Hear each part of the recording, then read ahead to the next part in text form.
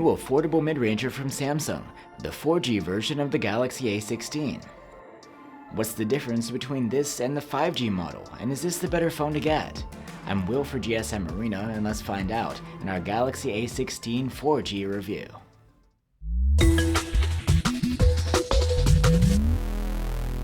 We already reviewed the Galaxy A16 5G not long ago. It's a lower tier A-series phone with a large screen and a solid camera for the price. The A16 4G is an alternative version of the A16 for people who don't need support for 5G connectivity. Specs-wise, the only difference from the 5G model is the chipset.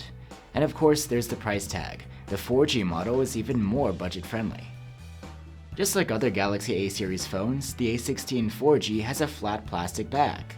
The finish here is matte and metallic. The flat frame is made of plastic as well, and it has a contour around the buttons that is part of the A-series design language. The previous model had no ingress protection, but with both the 4G and 5G versions of the A16, you have IP54 rated splash proofing. Another change is that there's a larger display this time around. It's a 6.7-inch OLED with a 1080p resolution and a 90Hz refresh rate. The display is sharp enough and contrasty, being an OLED panel. Plus, the bezels are a bit slimmer than last year. You don't get features like HDR video support though. The panel is decent when it comes to max brightness.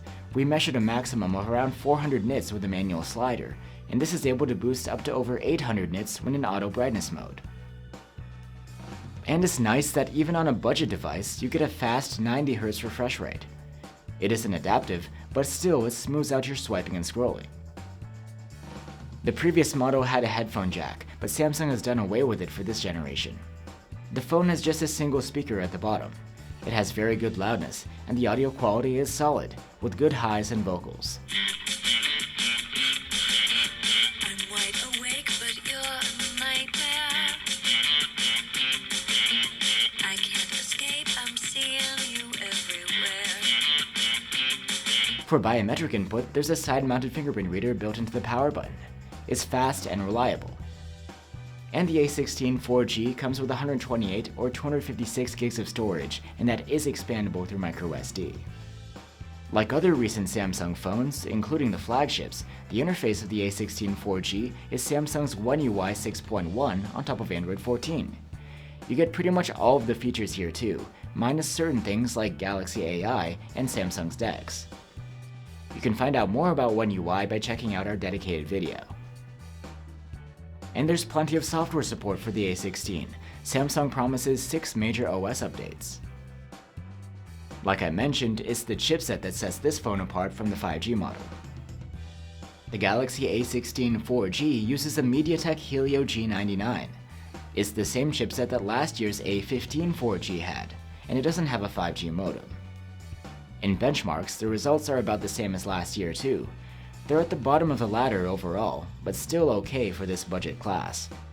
Don't expect good gaming performance, but there's enough power to run the interface smoothly enough. We did run into the occasional lag or hiccup, but actually we found that in day-to-day tasks, the A16 4G runs a bit smoother than its sibling, the A16 5G, with its Exynos 1330 chip. Fancy that. Just as last year, the phone has a 5000 mAh battery, and the battery life is again great. The A16 4G was able to earn an active use score of 14 hours and 43 minutes, quite close to what the previous model achieved. Scores were great across the board, and considerably better than what the A16 5G could achieve. The A16 4G supports up to 25-watt wired charging, and there's no charger in the box. With a proper adapter, it was able to charge from 0 to 53% in half an hour, and a full charge took an hour and 19 minutes. On to the cameras. This phone, the 5G model, and last year's models all have the same setup, with a 50-megapixel main cam, a 5-megapixel ultra-wide, and a 2-megapixel macro camera. The main camera on the A16 4G captures fairly decent photos for the price.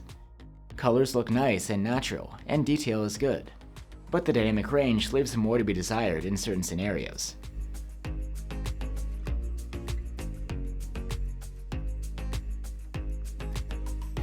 Photos of people are not great. They come through looking more like wax figures. Facial features are smoothed out and unnatural looking.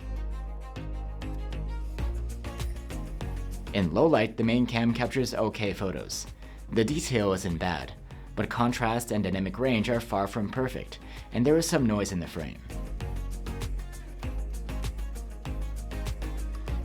There is a night mode on the main and selfie cameras, but you have to turn it on yourself manually. It brings an improvement in both the sharpness and dynamic range. When it comes to the ultra-wide cam, we can't say that we are overly impressed. The photos are soft overall, without much detail. The contrast and dynamic range are poor too. At least the colors look nice.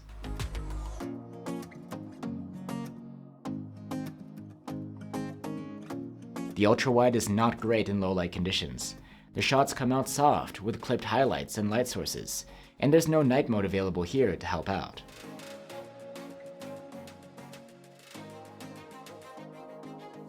It's neat to have a dedicated macro camera, but at this 2 megapixel resolution, the results are nothing to get too excited about. And with the fixed focus, it can be tricky to get a sharp result. The selfie camera on the Galaxy A16 4G isn't great. We expected more when it comes to detail and skin textures, as the selfie camera on the 5G model was better.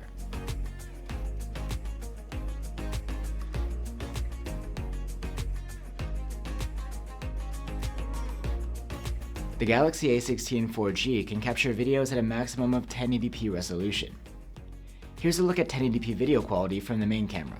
It isn't too bad. The quality of the ultra-wide video is worse, as you might expect. One major omission on the A16 4G though is electronic video stabilization. While the 5G model does have it, there's none whatsoever here, and videos can come out pretty shaky. So that's the Galaxy A16 4G. Just like its 5G sibling, it's a budget phone with a high refresh rate AMOLED and Samsung software. It's got ingress protection, a solid main camera for the price, and plenty of software support. Because of its different chipset, you get better battery life here than on the 5G model, and we even found the performance to be a bit smoother. But you miss out on video stabilization. If you're looking at these phones and you don't absolutely need the 5G connectivity, then the A16 4G seems to be the better choice. Just keep in mind that for just a bit more money, you can upgrade to a higher tier Samsung phone. Thanks for watching, guys. Here's our video review of the 5G version of the Galaxy A16 if you want to check that out.